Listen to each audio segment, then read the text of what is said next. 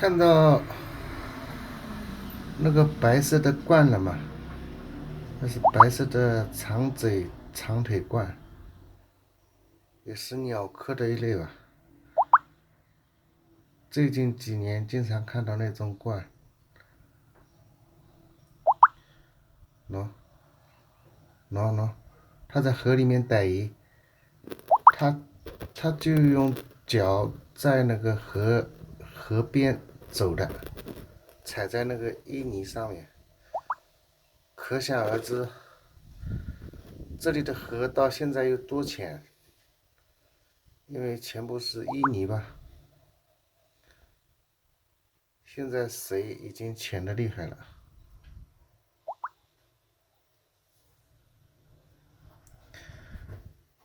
刚才那只鹳在对岸吧，就是这个对岸，它那个脚在水里面走，我一看就知道，那个河道特别浅。哎，现在躲在那个树丛后面看不到了。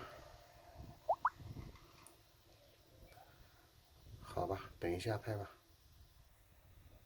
喏，我刚才又看到了，它现在应该是靠在那边了吧？它刚才从这一边跑到这一边了，堵住了，看不到了。看，它又露头了，喏，又露头了，又露在外。那你看那个头，看到了吧？那种黑嘴白毛的长颈鹳，它就在河道里面逮那个小的生物吃。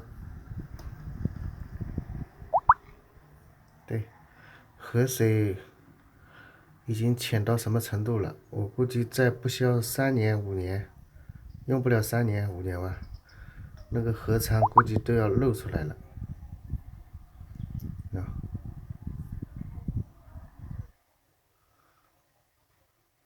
这个水质本来污染很严重，这个水质应该就不能喝的，现在连洗菜都不能。河里的生物，哎，飞走了，它可能看到我了，飞走了。对，就是这种鹳。哦，它到那边去了，那个下水了吧？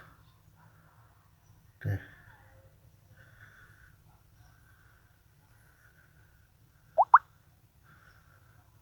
我那边远，我就基本上看不到了。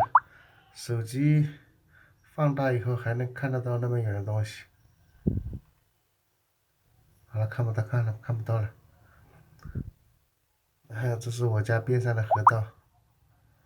你看那个河道水那么多，其实它已经很浅了。如果水清澈一点，就能见底了。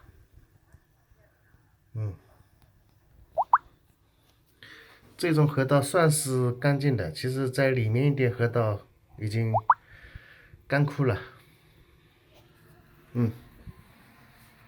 这是我家的那个小阳台，嘿嘿，小阳台。拜拜。